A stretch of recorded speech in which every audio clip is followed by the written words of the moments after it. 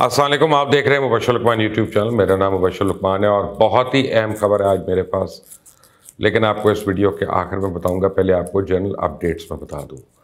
एक तरफ तो कप्तान रोज़ टेलीविज़न पे आके ऑपोजिशन को ललकार रहे हैं और अपने वर्कर्स का खून गरमा रहे हैं, हौसला बढ़ा रहे हैं। लगता ही है कि गेम उनके हाथ से निकल गई है, क्योंकि उनके पास अगर 172 लोग पूरे होते तो फ़ौरन असेंबली का इजलास बुला लेते, 10 लाख लोगों को डी चौक में इकट्ठा करने का हुक्म न सादर फरमाते।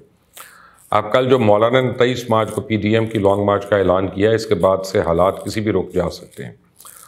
इस सूरत हाल को भांपते हुए चौधरी शुजात हुसैन ने अपोजिशन और हुकूमत दोनों से दरख्वास्त की कि वो अपने अपनी प्लान्स को मुलतवी करें, लेकिन ये दिखाई ही नहीं देता, बल्कि यूँ लगता है कि 23 मार्च के बाद पूरे मुल्क में एक धमाका होगा, धमका चौकड़ी मचने वाली है। लगी हुई तो अभी भी है, क्योंकि कप्तान क्या, इनके वजीरों की ज़ुबानें ही नहीं बंद हो रही हैं। इनके मुंह से मुसलसल ऐसी आग निकल रही है जिसकी शोलों की लपेट में पूरे का पूरा सिस्टम रोल बैक हो सकता है।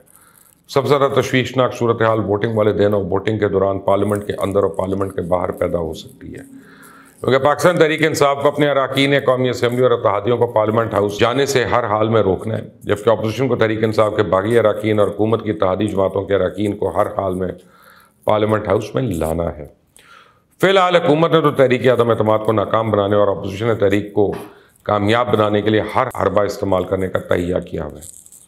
तहरीक की कामयाबी की सूरत में वज़ीर-ए-आज़म इमरान खान सड़कों पर आके एहतजाज करने और तहरीक की नाकामी की सूरत में अपोजिशन ने एहतजाज को गली मोहल्लों तक ले जाने का प्लान कर रखा है। इस तरह तहरीक अदम एतमाद पर वोटिंग से पहले भी तसादुम के गैर मामूली हालात पैदा होने के इम्कानात हैं और वोटिंग के बाद भी गैर मुतवक्के वाक़यात रूनुमा हो सकते हैं। हुकूमत का तो दावा है कि वो 10 लाख लोग ही ले आएंगे, लेकिन PDM की लॉन्ग मार्च की बात की जाए तो मौलाना फजलुर रहमान ने नून लीग को मशवरा दिया है कि लॉन्ग मार्च के हवाले से नून लीग के काफिले की क़यादत मरियम नवाज करें और लाहौर से बरास्ता GT रोड इस्लामाबाद पहुँचें, जबकि शहबाज शरीफ इस्लामाबाद में लॉन्ग मार्च के काफिले का इस्तकबाल करें और फिर यह भी तजवीज़ दी है कि जनूबी पंजाब के कारकुनान को लाहौर में जमा होने की कॉल दी जाए। बाकी सिंध, KPK और बलूचिस्तान से बंदों को लाने में भी मौलाना खुद बड़े कारीगर हैं। वो पहले भी तनहा बड़े कामयाब धरने इस्लामाबाद में दे चुके हैं। यूँ अगर हुकूमत 10 लाख लोगों को इकट्ठा करेगी तो PDM भी कम अज़ कम बंदों को तो इस्लामाबाद नहीं लाएगी। यूँ अगर हुकूमत और अपोजिशन की जानिब से इन जलसों की कॉल्स वापस नहीं ली जाती तो इस्लामाबाद में खर्चा है कि वो ना हो जाए जो किसी भी जमहूरियत पसंद शख्स का सबसे बड़ा डर होता है। फिर आज इमरान खान ने ओवरसीज़ कन्वेंशन से खिताब में एक बार फिर अपनी तरफ से खूब चौके चक्के लगाए। हालांकि इत्तेहादी और इस्टेब्लिशमेंट दूर की बात, इनके अपने भी इनके साथ अब दिखाई नहीं देते। बहरहाल इनका फरमाना था कि आसिफ जरदारी, नवाज शरीफ और मौलाना फजलुर रहमान अब इकट्ठे हो गए और कहते हैं कि मुल्क बचाने निकले हैं। अगर इन तीनों ने मुल्क बचाना है तो बेहतर है इमरान खान के साथ डूब जाएं। वो अपोजिशन का शुक्रिया अदा करना चाहते हैं। उन्होंने कौम को टमाटर प्याज की कीमतें भुला दी। नून लीग ने तकरीबन 20 साल से ये कहा कि जी आसिफ अली जरदारी पाकिस्तान का करप्ट तरीन शख्स है। मौलाना फजलुर रहमान का नाम डीजल भी नून लीग ने रखा। उनका मजीद कहना था कि कप्तान के जाल में फंस गए हैं और इनकी अदम एतमाद तो नाकाम होगी ही। 2023 के इलेक्शन में भी ये लोग गए। दूसरी जानिब वज़ीरों को जब अपनी बात बनती दिखाई नहीं दे रही तो उन्होंने भी अपनी टोके छुरियाँ बाहर निकाली हुई हैं। फवाद चौधरी का कहना है किस माई के लाल में कलेजा है कि 10 लाख के मजमे से गुजर के इमरान खान के खिलाफ वोट डाले और वापस जाए। तो शेख रशीद का फरमाना है कि अंपायर पाकिस्तान के साथ हैं, जिन्हें पाकिस्तान की फ़िक्र है, वो उनको समझा रहे हैं कि अपने मामले अफाम व तफहीम से हल करें। अपोजिशन का ऊपर वाला खाना खाली है। ये सारी साम्राजी सुंडियाँ डी चौक में फारिग हो जाएंगी। जबकि परवेज़ खटक ने कहा कि इस्टेब्लिशमेंट और हुकूमत अलग अलग नहीं, इन दोनों ने एक ही साथ चलना होता है। इमरान खान बहुत पुरअतमाद है। सियासी जमातों की मुलाकातें होती रहती हैं। जिसने जाना है इस्तीफ़ा दे दें, वरना इस तरह हल्के के अवाम से धोखा होगा। फिर अब तो बात यहाँ तक पहुँच गई कि वफाकी वज़ीर गुलाम सरवर खान ने खुदकश बम्बार बनकर मुल्क और मज़हब के दुश्मनों के बीच में जाकर खुद को उड़ाने की ख्वाहिश का इजहार कर दी। और इससे पहले वज़ीर-ए-आज़म ने आसिफ जरदारी को बंदूक के निशाने पर रखने की बात की थी। अहम मनसब पे होते हुए ऐसे बेमकसद बयानात ये मेरी समझ से बालातर है। पर एक चीज़ है कि इसका कप्तान उसके खिलाड़ी शदीद घबराए हुए हैं। मैंने गुज़िश्ता 2-3 दिन मसरूफ़ इस्लामाबाद में गुजारे हैं, जिनमें बहुत से लोगों के साथ मुलाकातों के अलावा मौलाना फजलुर रहमान का तफसीली इंटरव्यू किया और उसके अलावा उनसे तफसीली बातचीत भी हुई। बस मैं आपको इतना बता सकता हूँ, कप्तान या इनके वज़ीर जो मर्ज़ी कहें, लेकिन इस्लामाबाद में खबरें कप्तान और इनकी टीम के लिए अच्छी नहीं है। इस वक्त तमाम लोग इमरान खान और इनकी टीम से बदला लेने के लिए इकट्ठे हो चुके हैं और इस वक्त अपोजिशन जमातों समेत अक्सर इत्तेहादी बगैर किसी शर्त के हुकूमत का मक्खू ठपाना चाहते हैं। और वजह जो मुझे समझ आई वो ये कि हुकूमत की जानिब से इन 4 साल में इतनी ज़ुबान दराजी हुई है, इतनी ज़ुबान दराजी हुई है कि अब जिस को मौका मिल रहा है वो अपना स्कोर सेटल करना चाहता है।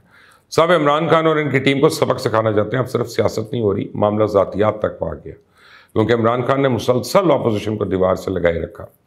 गिरफ्तारियां और पर्चों के अलावा भी इनके फॉलोअर्स और अपोजिशन वालों के घरों तक पहुंचे। यूं जो गंद इन 4 सालों में डाला गया था, अब इसका हिसाब देने का वक्त करीब दिखाई दे रहा है। क्योंकि कल मैंने मौलाना से एक सवाल किया कि अगर इमरान खान आपसे रब्ता करें तो क्या आपको बातचीत हो सकती है, मामला हल हो सकते हैं, तो उनका जवाब बड़ा साफ था कि चांस ही कोई नहीं। यूं जैसे तरीन ग्रुप पर टारगेट किया गया, वो भी सबके सामने है कि जब इनको मौका मिल रहा है तो ये भी कारी ज़रबें लगाने को तैयार हैं। जब सिर्फ तरीन ग्रुप ही नहीं, काफ लीग की अक्सरियत अरकान ने भी अदम एतमाद पर अपोजिशन का साथ देने की तजवीज़ दे दी है। फिर ये जो इत्तेहादी हैं उन्होंने एक और चीज़ भी मिलकर तय की कि अपोजिशन की तरफ से तो इकट्ठे हो जाएंगे, अगर हुकूमत की तरफ गए तो इकट्ठे जाएंगे। वैसे खालिद मकबूल सिद्दीकी की ज़ेर क़यादत वफ़द की आसिफ जरदारी से मुलाकात में पीपल्स पार्टी और MQM ने तमाम नुकात पर इत्तफाक कर लिया, यानी इनको भी मामलात उनके भी तय हो गए हैं।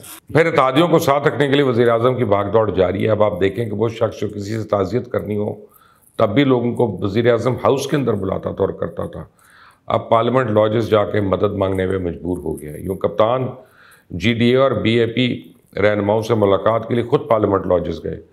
हालांकि फ़हमीदा मिर्ज़ा, गौस बख्श मेहर और जुल्फ़कार मिर्ज़ा के हवाले से बता दूँ, ये मुमकिन नहीं कि आसिफ जरदारी के कहने पर हुकूमत के खिलाफ वोट डाल दें, मगर ऐसी सूरत हाल है कि कप्तान को मजबूरन इनके दर भी खाक छाननी पड़ रही है। जबकि सुना है कि खालिद मगज़ी ने जवाब दे दिया और कहा कि वो कप्तान की इस कन्फ्रंटेशन की सियासत से मुत्तफ़िक नहीं है। देखा जाए तो तहरीक इंसाफ का सियासी बयानिया दम तोड़ चुका है। मेरी नज़र में जिस तरह इमरान खान ने अवामी राब्ते मुहिम शुरू की हुई है और जैसे ये कन्वेंशन और जलसे कर रहे हैं, इससे वाज़ेह तासुर है कि वो अगले साल इलेक्शन की तैयारियों में जुट गए। आदम एतमाद की तहरीक का इनको मालूम हो गया कि वह इनके खिलाफ कामयाब ही होगी। यूँ सरकारी वसाइल को इस्तेमाल करते हुए वो अपनी इलेक्शन कैंपेन कर रहे हैं। हालांकि मेरी चुड़ैल के मुताबिक कप्तान के पास अब सिर्फ 140 से 145 वोट ही बचे हैं। इसलिए लोगों ने बरमला कहना शुरू कर दिया कि अब डर के खड़ी है PTI। लेकिन सबसे अहम खबर आपको बताऊं कि आप ये पूछोगे अपोजिशन इतना टाइम क्यों लगा रही है जब सब कुछ हो गया।